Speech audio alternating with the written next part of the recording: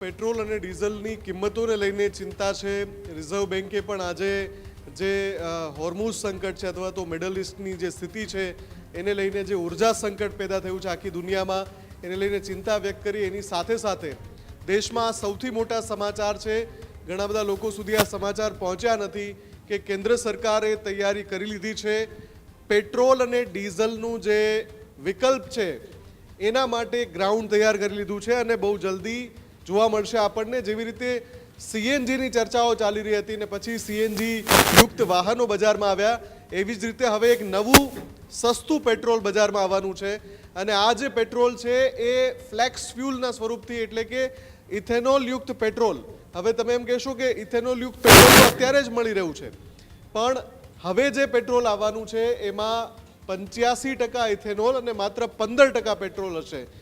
કહેવામાં એ પેટ્રોલ હશે પણ એમાં મોટા ભાગે જે હશે એ ઇથેનોલ જ હશે અને આ 85% ઇથેનોલ યુક્ત પેટ્રોલની કિંમત શું હશે, સૌથી મોટો સવાલ। કેમ કે ઇથેનોલ આપણે બહારથી મગાવવું નથી પડતું, ઇથેનોલનું ઉત્પાદન ઘર આંગણે થાય છે અને જો 85% 1 લીટર પેટ્રોલમાં ઇથેનોલ હોય એટલે 850 ml જો ઇથેનોલ હોય તો તમે વિચારો કે પેટ્રોલની જરૂરિયાત કેટલી ઓછી થઈ જશે, એટલે કે ક્રૂડ ઓઇલ પરની નિર્ભરતા ભારતની ખતમ થશે।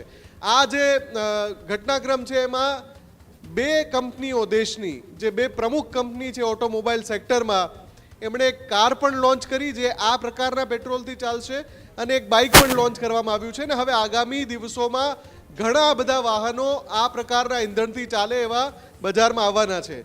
તો હવે સૌથી મોટો સવાલ એ થાય છે કે પેટ્રોલ ડીઝલનો વિકલ્પ આ ગણી શકાય। ચલો, જ્યારે 850 ml 1 લીટરમાં ઇથેનોલ વપરાય તો પછી ક્રૂડ ઓઇલ પરની નિર્ભરતા ઓછી થાય, પણ 850 ml ઇથેનોલ સાથેનું પેટ્રોલ 1 લીટર કેટલામાં પડશે, આ સૌથી મોટી ચર્ચા છે। તો એનો જવાબ એ છે કે લગભગ 30% જેટલો ભાવમાં ફરક પડી શકે છે। એટલે કે આ જે નવા પ્રકારનું પેટ્રોલ છે એ અત્યારે પ્રારંભિક ચર્ચાઓ અનુસાર 65 થી 75 રૂપિયા લીટરમાં મળી શકે છે। એટલે તમે વિચારો 65 રૂપિયામાં તમને પેટ્રોલ 1 લીટર મળી જાય અથવા 70 રૂપિયામાં 1 લીટર પેટ્રોલ મળી જાય તો એનાથી કેટલો ફરક પડશે જ્યારે તમે ઓવરઓલ તમારો ઈંધણનો ખર્ચ, આ બે બાબતો એક સાથે થશે। એક તો ઈંધણમાં તમે જે ખર્ચ કરો છો તમારા વાહનમાં એમાં મોટો કાપ આવશે, કેમ કે 100 રૂપિયાને પાર જતી રહી છે પેટ્રોલની કિંમત, આગામી દિવસોમાં 110 રૂપિયા, 115 રૂપિયા, 120 રૂપિયા લીટર સુધી પહોંચી શકે છે। એવામાં જો તમને 85% ઇથેનોલ સાથેનું પેટ્રોલ 65 રૂપિયા, 70 રૂપિયા કે 75 રૂપિયામાં લીટર મળે છે તો પ્રતિ લીટર છે 30 થી 35 રૂપિયાનો ફરક પડશે।